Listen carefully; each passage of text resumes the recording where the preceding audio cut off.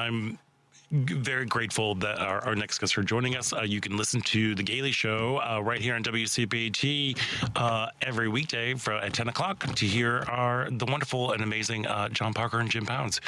John and Jim, welcome back to the show. Thanks, Scott. Nice to meet you virtually, Tanya. Hi, nice to meet you too. Hi, Tanya. First off, how are you guys doing? I don't even know how to answer that question anymore. It's very. I never thought that I would be reporting from what is essentially turning into a governmental militarized occupation of a city, let alone live in it. It's very scary. And I know that you all know in Chicago what happened to you, and it's like supercharged here in Minneapolis right now. It's really dangerous. Yeah, it is. I mean, well, because there are double the amount of ICE agents there than there are police officers in Minneapolis. Can you do you? Go ahead. Sorry. Hey, Scott, I have a question. Do you remember how many ICE agents at the peak there were in Chicago? I don't know that off the top of my head, and I had wanted to look that up just because I know that the sheer numbers are cuckoo bananas that are happening. Somebody told me there were 300 in Chicago. That sounds low to me, but there are 2,800 of them in Minneapolis, St. Paul, and we're, half your size? Yeah. Maybe even less than that. Yeah, that is what I've been thinking about. That's what I've been so worried about. Like all of my friends who I know who have people in Minneapolis have been reaching out, like, how are you? How are your people? Are they okay? That's, for some reason, that's a little bit of an action that I feel that I can take. So I don't even know where to begin. What has been the local reaction right now to all of these? Like, there've been two murders by ICE within a couple of weeks of each other. What is it like on the ground? Are people just kind of, how are they dealing? They're lying. I think that's the thing that's really coming out here. DHS, our government, is actively lying to our faces, even with video accounts. And I want to mention a few things here, because even the courts are starting to notice this and start to dismiss cases that are brought against DHS. There is a case, our local Fox 9 affiliate did a dive into a recent case with Bovino, Border Patrol chief, and he's being interrogated during an interview for this court case. And the person is interviewing him is showing him a video of Bovino, of himself tackling an observer in Chicago, and says, "This is you."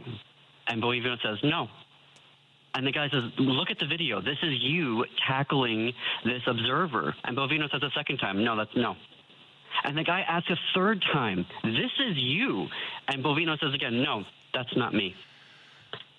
And this case was about everything happening in Chicago. And there is a fantastic article by Stateline. The reporter is Amanda Watford, and the headline is "Footage Documents at Odds with DHS Accounts of Immigration Enforcement Incidents." And the reason why I want to bring that up to your listeners is that it lays out in painstaking detail how the government, specifically DHS, is lying to us. Even U.S. District Judge Sarah Ellis, I have it pulled up in front of me, is using the word lying. And one of her opinions, she said, it is impossible to believe the government. Mm-hmm. But yes, so it's so Orwellian in scope and in audacity that it's really hard to grapple with. I mean, for Chicago listeners, there was Mary Mar Martinez, who was shot 5 times in Chicago because DHS claimed, like Renee Nicole Good, that Martinez slammed into them with her car. But the surveillance footage said, nope, that's not what happened here. And they called her a domestic terrorist, and they charged her. And then in November, suddenly, the Department of Justice drops the case. because they know they're not going to prevail, because they know the video evidence doesn't support what is happening here. But they are using the court of public opinion to lie over and over and over again. And Governor Walz was correct when he did a state of he addressed this Minnesota a couple weeks ago, and he said, document everything, get your phones out and videotape everything. And that's what we need to be doing right now. We need to have our phones out constantly recording these people. And even when there's video, I mean, we were watching MS Now yesterday, and they literally pulled away from Kristi Noem's press conference. MS Now was like, nope, we're not showing this anymore. I was during Rev Al Sharpton. He said, they are misleading you. They are telling you lies right now. Mm-hmm. And it's something that even our local media, they were reading DHS statements and not saying to people, hey, there have been problems with DHS statements being accurate in the past. They don't qualify it. They just read the statement, the accusation, as Kristi Noem has made it up in her head, and they're not protecting their viewers by saying, hey, take this with a grain of salt. These people have lied before. They're like somebody in a court case that's lied. They're not a credible witness. DHS is not a credible witness. Yeah. Well, and then the thing that's also equally heartbreaking, along with they are quick to judge, they're quick to spread the lies. Again, but this is one of my beef with social media. A lie goes around the world in a second, and now you have to spend the rest of the time trying to pull back, correct that lie. When both Renee Good and Alex Preddy were murdered, they immediately came out and they controlled the narrative, and they turned the narrative around to saying that they were domestic terrorists, they were going after, they wanted to do maximum damage.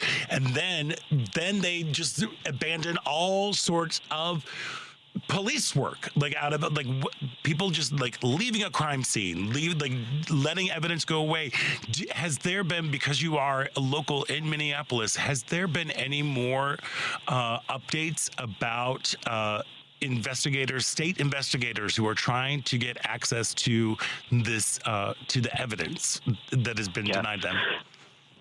So you may already know that yesterday, local Minnesota investigators, state ones, tried to get to the scene, right. And they came, which this is very unusual. They came with a signed warrant from a judge, and DHS said no. So now, last night, in an emergency filing, the state of Minnesota, a judge ruled in their favor, said that you cannot destroy any evidence, that you have to keep all of the evidence available.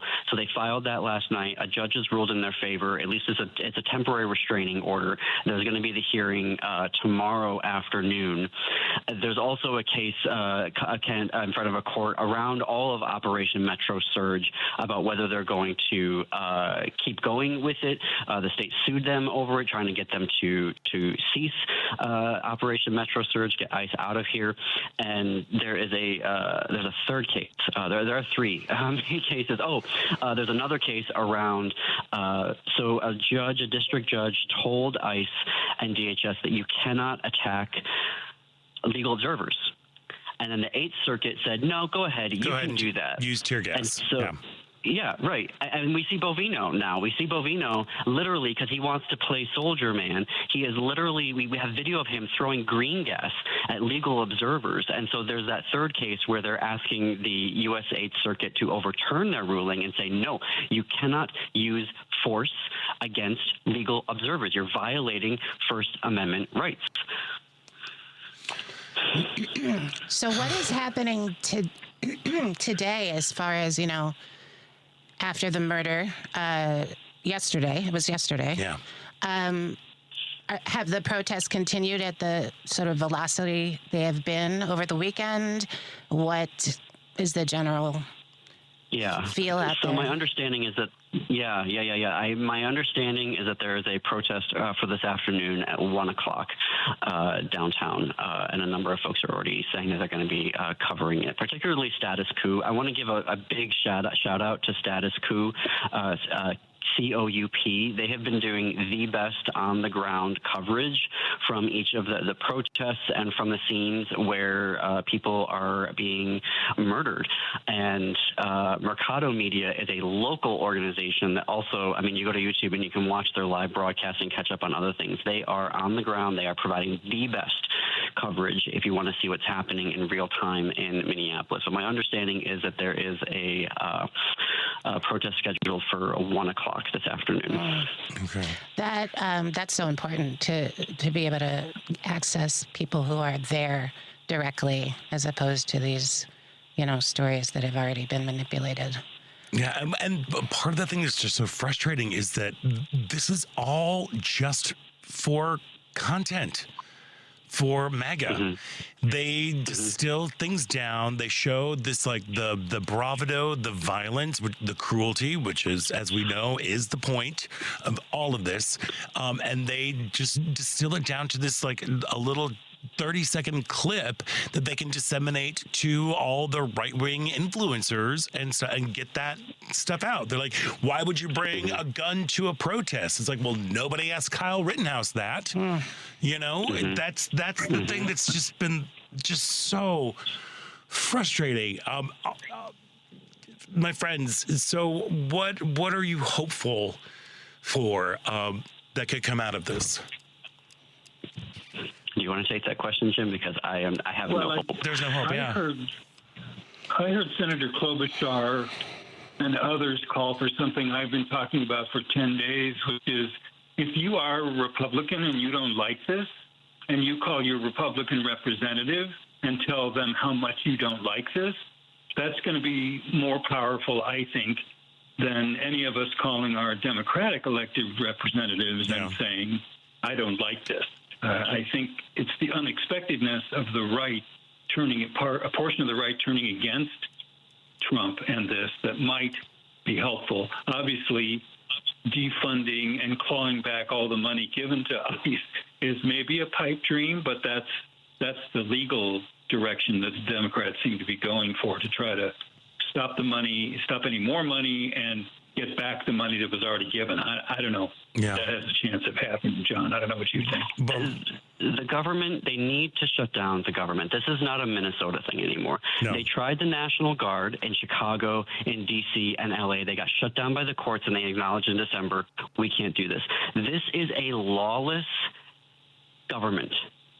And even I just found out the other day, I was told by in an interview, they reduced the number of days of training from 5 months to 47 days. Yes. You know what that is for? Yep. That is for Trump. Yeah. To say you are now an armed person for Trump. Yep. 47 days. Yep. We need to shut down this government. I don't care. This is an American thing now. They're going to do this in Maine. They're going to take the model and they're going to go to other areas. Yep. And this cannot be allowed. Yep. You are absolutely correct. And unfortunately, our time is up, my friends. So John Parker, Jim Pounds from The Gaily Show, you can hear them every weekday here at 10 p.m.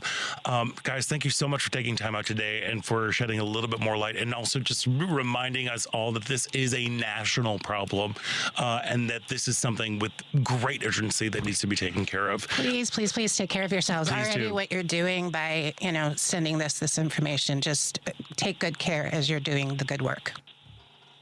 Thank you. You guys are such amazing friends and allies. We just love you in Chicago, and Tanya as well, just meeting you. So thank you for the work that you're doing. You're going to love Tanya. She's great. John Parker, Jim Pounds, thank you so much.